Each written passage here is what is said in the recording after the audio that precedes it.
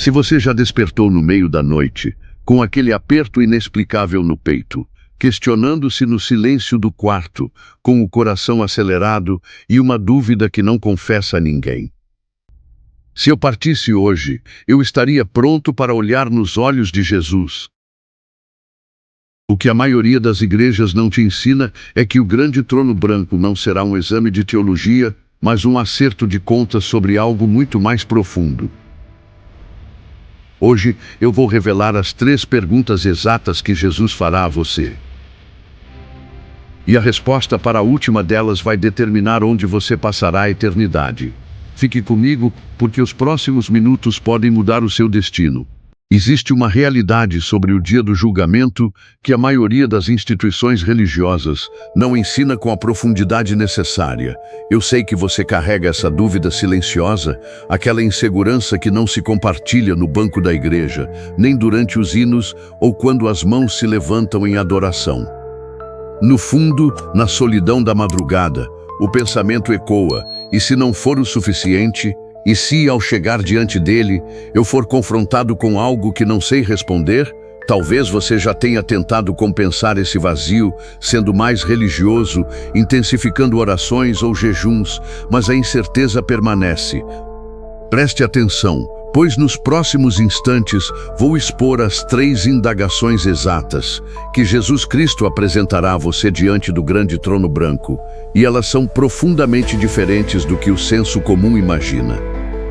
Existe um erro devastador que atinge a vasta maioria dos cristãos: acreditar que o julgamento será um exame de conhecimentos teóricos, quando a preparação real foi ensinada por Jesus em Mateus 25, um texto que poucos explicam em sua totalidade prática. O que vem a seguir vai sacudir os alicerces do que você julgava saber, exigindo uma decisão que não pode ser adiada para amanhã.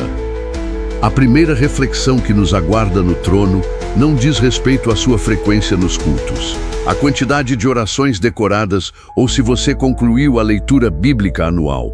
O critério estabelecido em Mateus 25, versículos 35 e 36, é de uma praticidade desconcertante.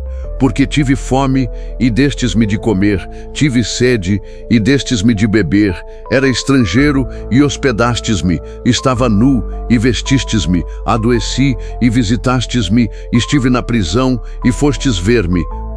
Aqui, Jesus não evoca rituais, mas a primeira pergunta: o que você fez pelos que estavam sofrendo? Não se trata de teoria, mas de amor tangível. Perceba que as ovelhas à direita do rei ficaram surpresas. Elas não serviram para acumular méritos ou exibir santidade, mas porque o amor de Cristo nelas era tão genuíno que o serviço se tornou um instinto. O perigo mortal é crer que a fé é apenas um conjunto de dogmas, ignorando que, como diz Tiago 2, versículo 17, a fé, se não tiver as obras, é morta em si mesma. O julgamento avaliará se a sua crença produziu vida ou se foi apenas um conceito estéril, pois em Cristo o que vale é a fé que opera pelo amor, conforme Gálatas 5, versículo 6.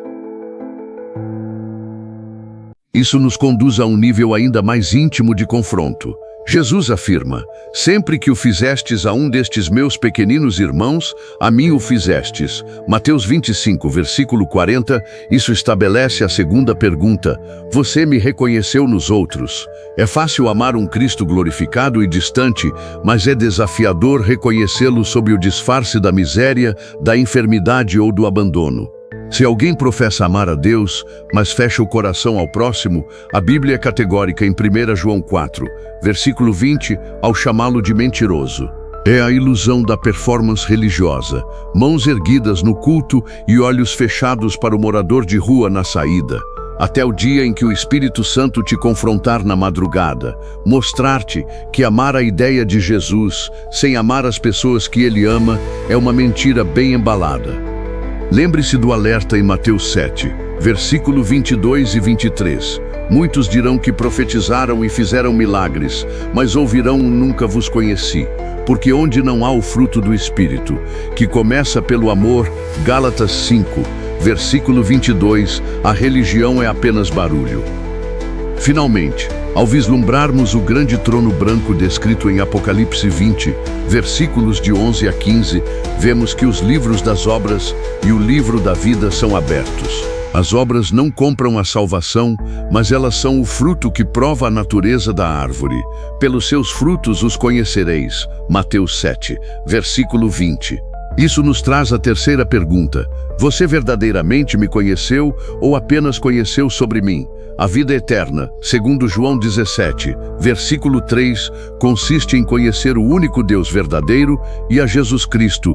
Deus não se impressiona com sabedoria ou força humana, mas com aquele que se gloria em conhecê-lo. Jeremias 9, versículo 23 e 24. Esse conhecimento nasce no tempo investido, na obediência por amor. João 14, versículo 21, e na transformação real de quem se torna uma nova criatura. 2 Coríntios 5, versículo 17. No fim, essas três perguntas revelam onde está o seu tesouro. Pois onde estiver o vosso tesouro, aí estará também o vosso coração. Mateus 6, versículo 21. Se o seu tesouro for Cristo, o amor ao próximo e a intimidade com Deus serão o fluxo natural da sua vida. E as respostas naquele grande dia não serão um fardo, mas a confirmação de uma vida que já caminhava com a eternidade. Neste vídeo fomos confrontados. Não se trata de quão bem você canta ou prega, mas de como você ama o faminto, como você enxerga Jesus no desprezado, e se você realmente o conhece na intimidade do seu quarto, ou se apenas conhece histórias sobre ele. Se este vídeo sacudiu a sua alma, não ignore essa voz. Eu peço que você faça três coisas agora. Inscreva-se no canal e ative o sino das notificações para continuar essa jornada de preparação. O tempo é curto e a eternidade é real. Comente abaixo. Eu decido conhecer o Senhor. Esse ato de escrever é o seu primeiro passo de compromisso hoje. Compartilhe este vídeo com aquela pessoa que você sabe que vive uma religiosidade vazia. Você pode ser o instrumento de despertar para ela. Deus te abençoe sempre. Até o próximo vídeo.